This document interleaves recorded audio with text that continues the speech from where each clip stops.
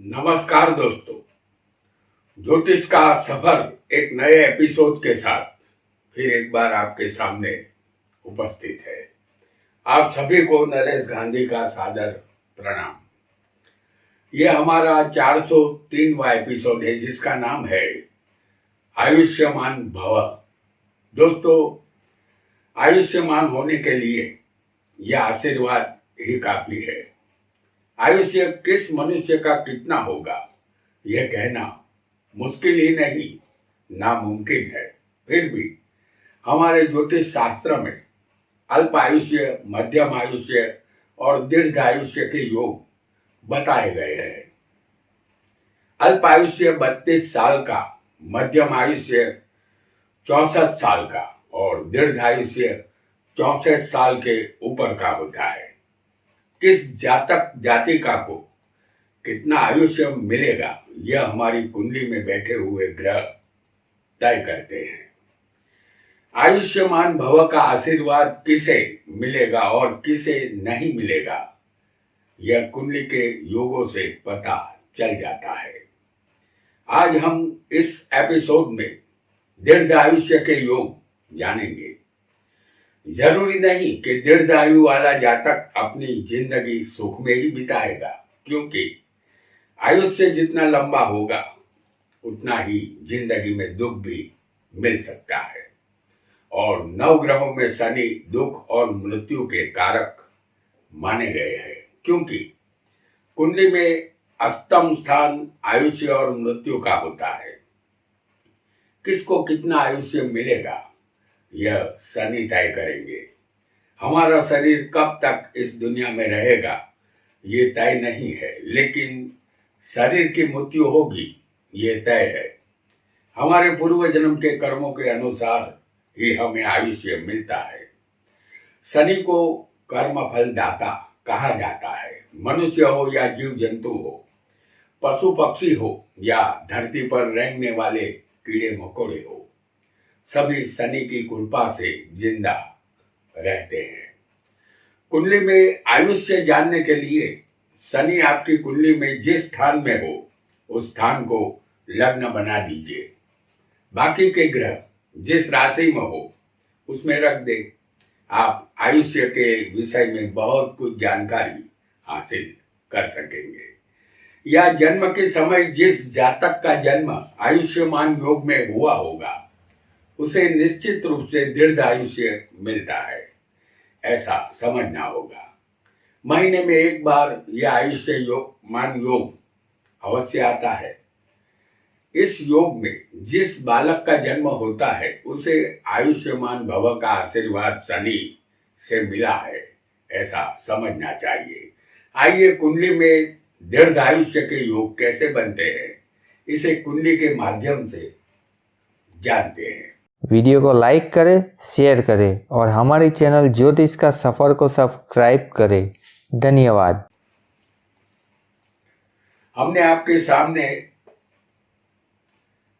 एक उदाहरण कुंडली बनाई है जिसमें सिर्फ लग्न लिखा है। जहां किसी विशेष लग्न की जरूरत होगी वहां वह लग्न हम अवश्य आपको बताएंगे। आपकी कुंडली में कोई भी लग्न हो, ज्यादातर ग्रहों की दृष्टि लग्न पर होगी तो आपका आयुष्य लंबा है, ऐसा निश्चित मान लेना है। इस कुंडली में हम मंगल को 10वें स्थान में दिखाएंगे। आपका लग्न यहां कोई भी हो सकता है। मंगल की चौथी दृष्टि लग्न पर है। शुक्र चंद्र को हम दिखाएंगे 7वें स्थान में।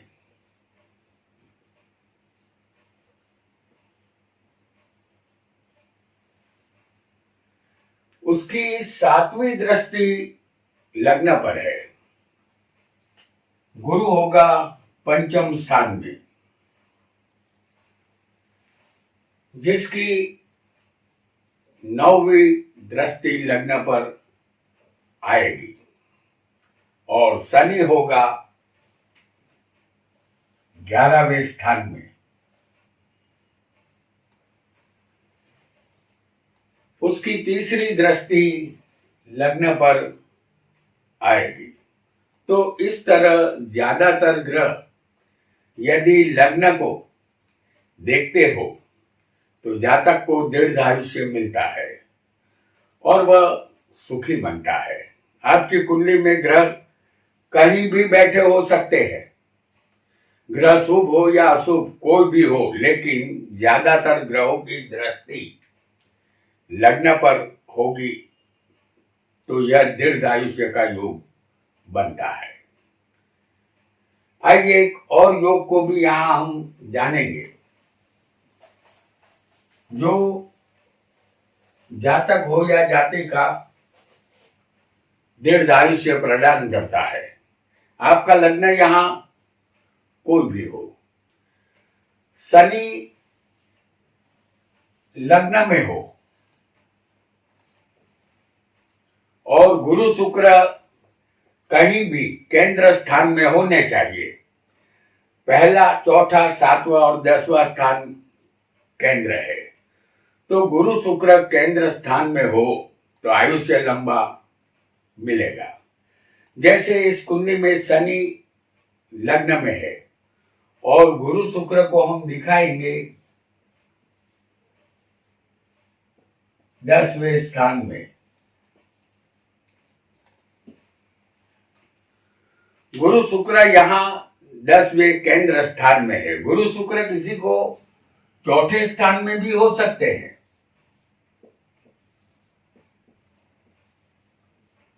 और गुरु शुक्र किसी को केंद्र में ही सप्तम में भी हो सकते हैं। ऐसा योग दीर्घायुष्य पर अपनी मोहर लगा देता है।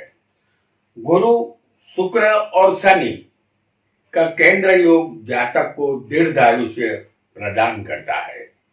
जातक अपना जीवन सुख रूप बिताता है। जातक को अदृश्य रूप से शनि, शुक्र और गुरु का आयुष्मान भव का आशीर्वाद मिल जाता है। आइए एक और योग को भी यहां हम जल्दी से समझ लेंगे।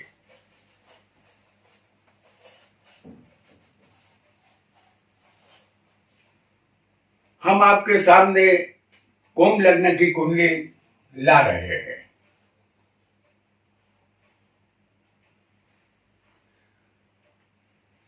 आपकी कुंडली कोई भी हो, लग्नेश और अष्टमेश दोनों बलवान होंगे तो आयुष्य दीर्घ मिलेगा।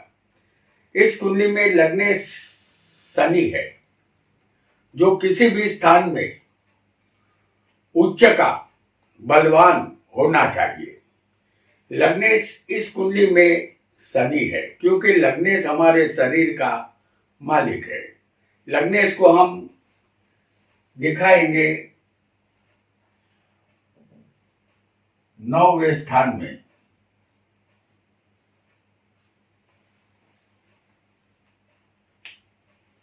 लग्नेश तुला राशि में उच्च का 9 में हमने दिखाया है और अष्टमेश इस कुंडली में बनेगा बुध।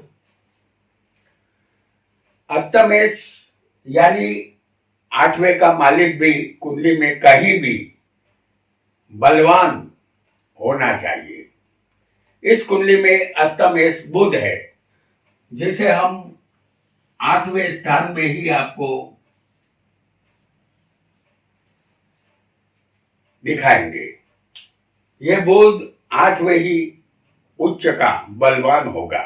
यदि ऐसा होगा तो आपको दीर्घायुष्य मिलेगा।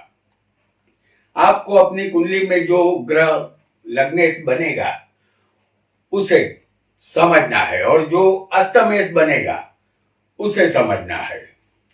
ये एक उदाहरण कुंडली है। इस उदाहरण कुंडली में लग्नेश शनि है जो उच्च का बलवान है और अष्टमेश बुध भी उच्च का बलवान है। आपकी कुंडली में जो ग्रह लग्नेश और अष्टमेश बनेगा उसे समझना है। तो दोनों का बलवान होना जरूरी होगा, तब आयुष्य लंबा है ऐसा आपको समझना है। आइए एक अन्य योग को भी हम जानेंगे। आपकी कुंडली में शनि 8वें हो और अष्टम का मालिक भी 8वें हो तो निसंदेह आपको आयुष्य लंबा मिलेगा। फिर एक बार उदाहरण कुंडली हम कुंभ लग्न की दिखा रहे हैं। इस कुंडली में शनि कन्या राशि में होगा,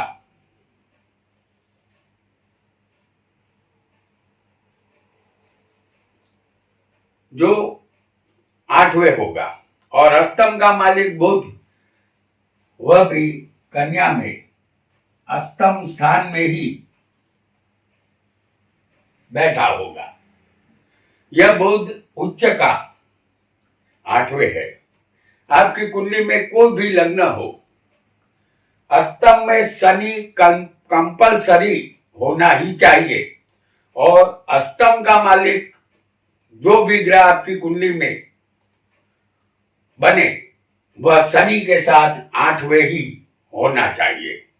इस कुंडली में बुध 8वें के मालिक बन रहे हैं और उसे हम शनि के साथ 8वें ही दिखा रहे हैं। यदि ऐसा होगा तो आप अपने जीवन की एक लंबी इनिंग खेलेंगे, अर्थात दीर्घ आयुष्य आपको मिलेगा। आइए यहाँ एक और योग को भी हम जल्दी से जान लेंगे। आपकी कुंडली में चंद्रादि योग बना होगा तब भी आपको दीर्घ आयुष्य मिलेगा। आपका लग्न यहाँ कोई भी हो, आपकी कुंडली में चंद्र कहीं भी बैठा हो, चंद्र से गिनने पर 6ठे, 7वें और 8वें स्थान में शुभ ग्रह होंगे तो उसे चंद्रादि योग कहते हैं।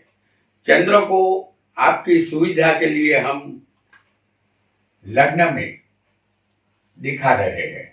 लग्न आपका कोई भी हो, वहां से चंद्र से गिनने पर गुरु 6ठे होगा, और सप्तम में हम आपको दिखाएंगे शुक्र को, और अष्टम में होगा बुध। आपका लग्न यहां कोई भी हो, कुंडली में चंद्र जहां बैठा होगा तो चंद्र से 6ठे, 7वें और 8वें शुभ ग्रह बैठे हो तो आपकी कुंडली में चंद्र कहीं भी बैठा हो वहां से गिनती शुरू करें। चंद्र से गिनने पर 6ठे, 7वें और 8वें सभी शुभ ग्रह होंगे तो आपको दीर्घ आयुष्य मिलेगा और स्वास्थ्य भी आपका अच्छा रहेगा। आइए एक अन्य योग को भी यहां हम जल्दी से समझ लेंगे।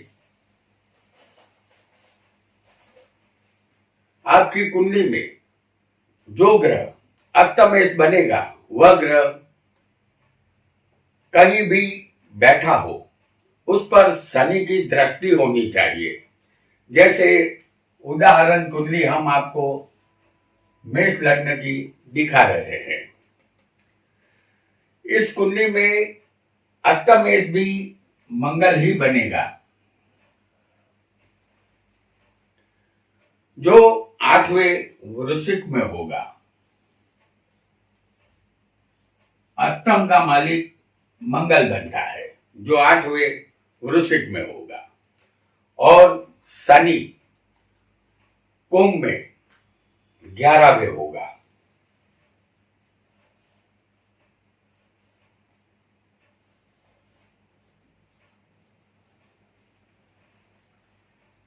शनि अपनी 10वीं दृष्टि से अष्टमेश मंगल को देखता है तो यह शनि आपको आयुष्मान भव का आशीर्वाद दे रहा है, ऐसा आपको समझना है। क्योंकि शनि के बिना किसी को आयुष्य नहीं मिलता। आपको दीर्घ आयुष्य निश्चित मिलेगा, ऐसा आपको समझना है। आइए एक और योग को भी यहां हम जल्दी से समझेंगे। आपका लग्न यहां कोई भी हो, सप्तम स्थान से लेकर 12वें स्थान तक सभी ग्रह आपकी कुंडली में मौजूद होने चाहिए। हम उदाहरण कुंडली फिर एक बार कुंभ लग्न की आपको दिखा रहे हैं। इस कुंडली में गुरु सप्तम में होगा,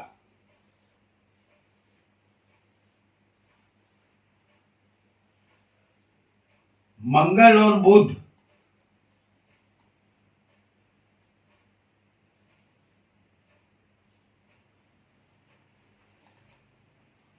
अष्टम में कन्या में होंगे, सूर्य शुक्र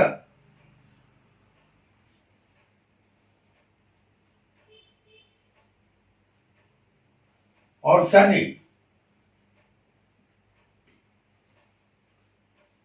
तुला में भाग्य में होंगे, और राहु चंद्र हम आपको दिखाएंगे वृश्चिक में 10वें स्थान में होंगे। केतु यहां चौथे होगा वृषभ में। यहां सभी ग्रह सप्तम से लेकर 12वें स्थान के बीच आ चुके हैं। दोस्तों, यह कुंडली हमारी पृथ्वी है। इस कुंडली को हम बीच में से 2 हिस्सों में बांटेंगे तो पृथ्वी के आधे भाग में रात होगी और आधे भाग में दिन होगा। कुंडली के जिस हिस्से में हमने ग्रह दिखाए हैं, ये हिस्सा, तो वह पृथ्वी का दृश्य गोलार्ध है। सूर्य भी यहां दृश्य गोलार्ध में मौजूद है, यानी जिस हिस्से में सूर्य है वहां दिन का उजाला है, और जिस भाग में ग्रह नहीं है वहां रात का अंधेरा है। उसे अदृश्य गोलार्ध कहते हैं। सभी ग्रह अदृश्य गोलार्ध में हो तो जातक का जीवन संघर्षमय बनता है, जबकि सभी ग्रह दृश्य गोलार्ध में हो तो जातक बुढ़ापे में सुखी बनता है। इससे पता चलता है कि जातक को ग्रहों का अदृश्य आशीर्वाद आयुष्मान भव का मिला है, यानी जातक आयुष्य के मामले में भाग्यशाली होता है, उसे दीर्घ आयुष्य मिला होता है, ऐसा हमें समझना है। तो दोस्तों, आज हमने कुछ आयुष्मान योगों को समझा। आज इतना ही। आपका बहुत बहुत धन्यवाद।